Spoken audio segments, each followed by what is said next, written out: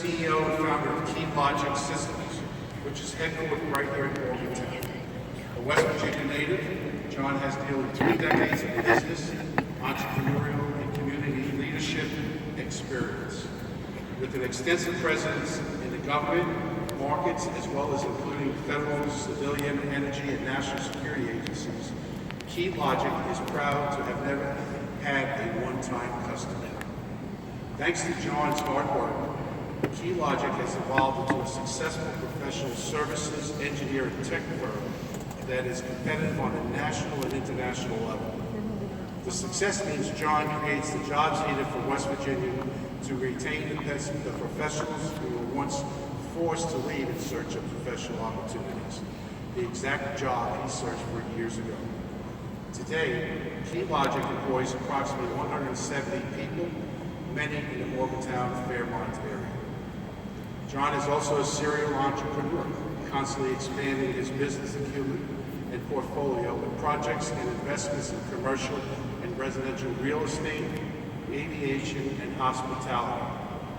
He is also part of an angel investment group that is providing capital to emerging businesses with a focus here in West Virginia. John has a Bachelor of Science degree in Computer Science from West Virginia University and an MBA from the University of South Carolina. He is a member of our Lane Department of Computer Science and Electrical Engineering Academy of Distinguished Alumni, and he serves on the Statler College of Engineering Resources and Advisory Committee.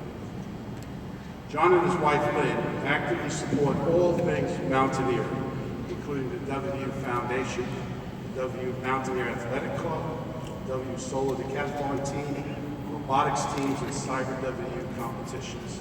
So ladies and gentlemen, would you please join me in welcoming John Hammack to the stage.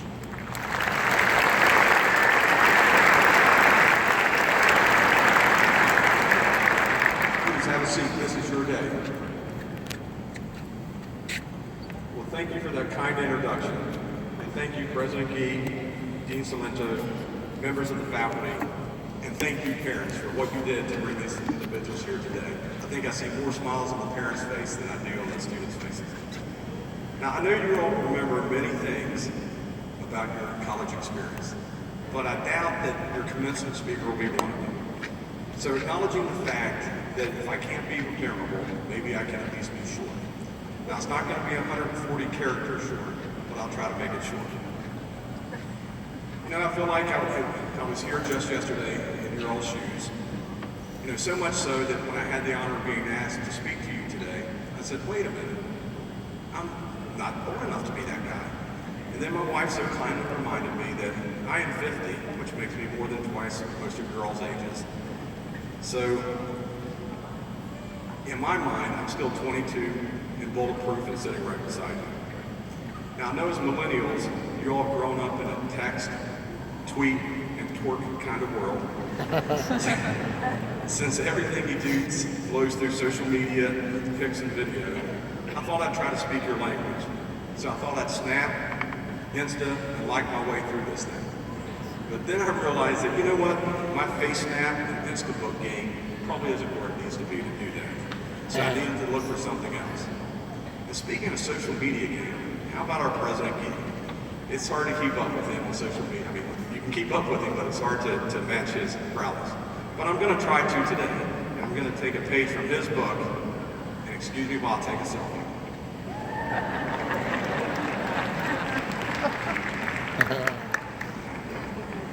Let's hear it.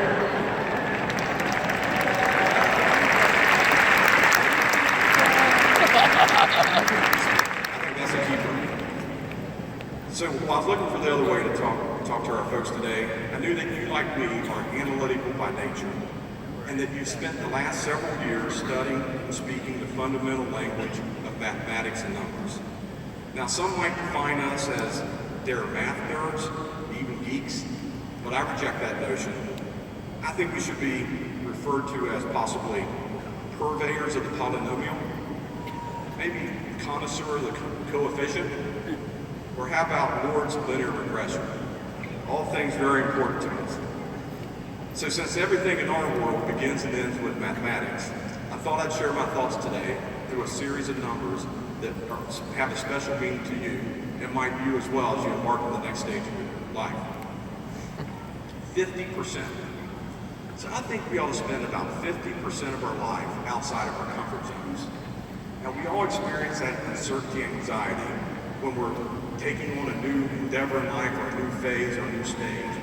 And it's natural to experience that. But we also should recognize that that's often the best place to be. That it marks us stretching our boundaries, raising our bar, and going to the next level. And we all seen the meme that says good things happen outside of our comfort zone. You know, and I reflect on my life. I have spent a lot of time outside of my comfort zone, and it was almost always good. A couple of these moments you all can clearly relate to. I remember my first day stepping foot on the WU campus, full of excitement and uncertainty, not knowing what lied ahead. And another significant day of maybe outside the comfort zone was the day you're having today, your last day. But I can tell you, you're fully prepared. You're equipped to do great things. And when you reflect on these days, you'll see that this period of uncertainty was a game-changing experience. Another time I had outside my comfort zone was 17 years ago when I started my business. To take the leap of faith to become an entrepreneur, despite all the daunting statistics that we hear about the number of businesses that fail. We did that, and we had amazing results as the outcome. And I can tell you, 17 years later, I'm still not fully in my comfort zone in the business. But I think that's a good way to be. It's a good entrepreneur and a business person that always keeps on their toes and never gets comfortable. And I can also tell you, from another personal perspective, I have a big comfort zone change coming up. So my wife Lynn and I are expecting our first child in 6 weeks. So I'm sure that nothing in our life is going to change, right, parents? So I think there's a whole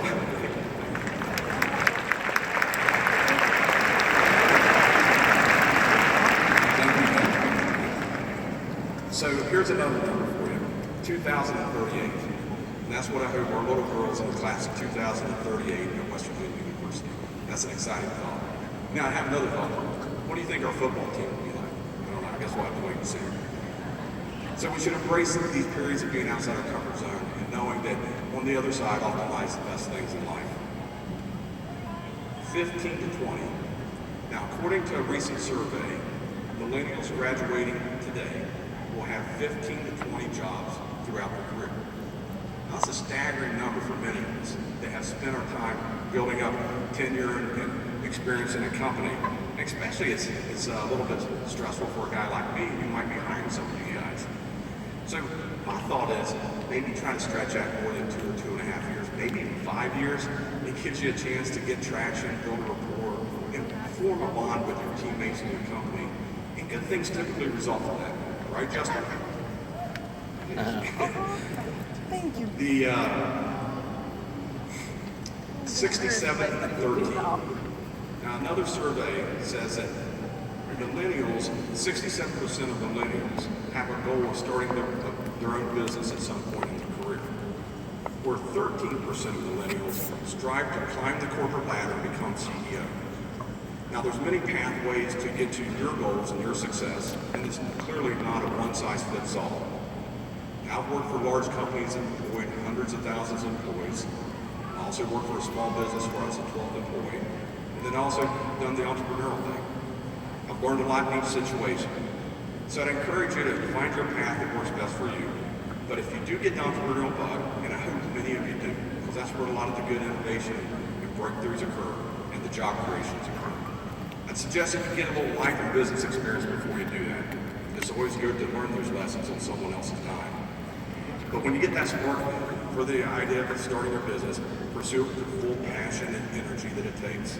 And I guarantee you, there'll be nothing more exciting, rewarding, and scary than starting and building your own company. $2.4 million. Okay, so $2.4 million. How would each of you like to have $2.4 million by the time you finish your career? Well, I can tell you how you can do that. It's not a joke, it's not magic. The key is pay yourself first. So this is advice I got in my first week of my first job out of college. So when you join a company, they probably have a 401k program. Start in their first pay period. Contribute the average amount people do, around 6%, with a company match based on the salaries that you guys are going to make. By the end of your career, you'll have $2.4 million. Now that's a number that can make a difference. So hopefully that might be something you remember from the commencement speaker today. Infinity. I'm not talking about Buzz Lightyear. We're talking about there's infinite good in the world. Don't fall into the trap that you think someone must do bad in order for someone else to do good. Success is not a zero-sum game. There's unlimited upside in the world. And we know that most good things in life involve a team. So share that success and look for the infinite good. 212. At 211 degrees, you have hot water. At 212 degrees, water boils. And with boiling water, you have steam. And with steam, you can power a train. 1 degree difference makes all the difference between hot water and powering a locomotive. But a seemingly small difference can have a different outcome. So I encourage you as you go through life and in your career, show up. Show up and give it your full effort, your best attitude, and you'll be amazed at how you'll find those 1 degrees that make all the difference. So in closing, it means a lot for me to be here and share this special day with you. And I want to leave you with 3 final numbers. 2016.